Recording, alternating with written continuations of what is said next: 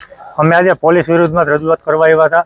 આજથી 2.5 વર્ષ પહેલાં 24/7/2022ના રોજ મોરબી એ ડિવિઝન, સિટી એ ડિવિઝન પીઆઈ પંડ્યા સાહેબે જુગારની ખોટી રેડ પાડેલી. એક લોકોને ઘરેથી ભેગા કરી અને બધાને ગાડીમાં બેસાડી મોરબી એ ડિવિઝને બધાને ભેગા કર્યા. 6 વ્યક્તિને પાછા મારા મિત્રના કારખાને લઈ ગયા, અહીંયા જુગાર રમાડ્યા. આવા એને શૂટિંગ કર્યા પોલીસવાળાએ અને ખોટી જુગારની રેડ દાખલ કરી. તો અમારી પાસે જેને ઘરેથી ઉપાડ્યા હતા એ બધાના અમારી પાસે સીસીટીવી ફૂટેજ છે. પોલીસ ઘરેથી ઉપાડે છે એવા પણ અમારી પાસે શૂટિંગ છે. અને પોલીસ સ્ટેશને બધા ભેગા થાય અને પોલીસ સ્ટેશનેથી કારખાને પહોંચે એવા પણ અમારા પાસે શૂટિંગ રેકોર્ડિંગ છે સીસીટીવી ફૂટેજના, કે પોલીસવાળાની સાથે ઉતરે. આજ સુધીમાં તમે ક્યારે એવું જોયું છે કે પોલીસના ગાડીમાં ઉતરે અને જુગાર રમે અને એ જ પોલીસ પાછી એને રેડમાં બતાવે? આવો ક્યારે દાખલો બન્યો છે? તો આવી રીતે ખોટી જુગારની રેડ પાડી અને એની મોટી લીટી કરવા માટે એટલે ખોટી જુગારની રેડ પાડી. અમે છેલ્લા 2.5 વર્ષ ત્યાં સંઘર્ષ કરીએ છીએ. આઈજી સાહેબને અમે સંદીપ શર્મા ત્યારે હતા ત્યારે મળ્યા, ગૃહમંત્રી સાહેબને મળ્યા, સીએમ સાહેબને મળ્યા, પણ છતાંય આજ સુધી એનો નિકાલ નથી આવ્યો. અને અત્યાર સુધી જે અમે હાઈકોર્ટમાં પણ ગયા, હાઈકોર્ટમાં ગયા તો હાઈકોર્ટે એવું કીધું કે એસપી સાહેબને મળો. એસપી સાહેબને તો અમે આજથી 2 વર્ષ પહેલાં જ્યારે શરૂઆતમાં રેડ પાડી ખોટી ત્યારે પણ મળ્યા હતા, ત્યારે એને કોઈ પણ પગલાં લીધા નથી.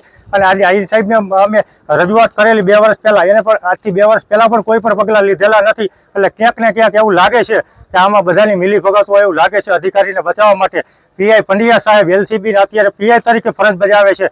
જો એમને પગલાં લેવા હોય નકર તો આજ સુધી એને કેમ પગલાં લીધા નહીં? તો આજ સુધી કેમ એને સસ્પેન્ડ ન કર્યા? એમના સ્ટાફમાં બધા તમામ લોકો જે હતા જે ખોટા રેડમાં હતા એની સામે કેમ કોઈની સામે પગલાં ન લીધા? અમે અનેક આરટીઆઈ કરી રેન્જ આઈજી સાહેબમાં કે સાહેબ આનો શું નિકાલ છે, શું જવાબ છે? તો રેન્જ આઈજી સાહેબમાંથી આરટીઆઈનો જવાબ આપે કે એસપી સાહેબને અહીંયાથી તમને જવાબ મળશે. એસપી સાહેબ એમ કે તમને આ એ ડિવિઝનમાંથી જવાબ મળશે. એ ડિવિઝનમાંથી છેલ્લે એવો જવાબ મળે છે કે તમને અમારી પાસે આવી કોઈ માહિતી નથી. એટલે આ બધી ગોળ વાતો કરી અને ગોળ ફેરવી મૂળ અધિકારીઓને બચાવવાની વાતો છે.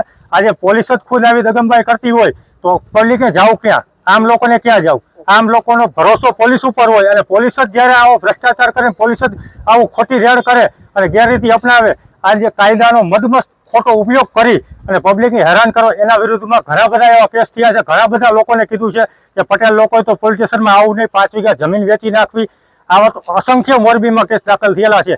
છતાં પણ આજે એલસીબી પીઆઈ તરીકે ફરજ બજાવે છે તો આમાં કોણ એને બચાવે છે, કોણ એને આવરે છે? તો આમાં તો મને કાંઈ બીજું લાગતું નથી પ્રશાસન સિવાય એને બચાવતું હોય એવું.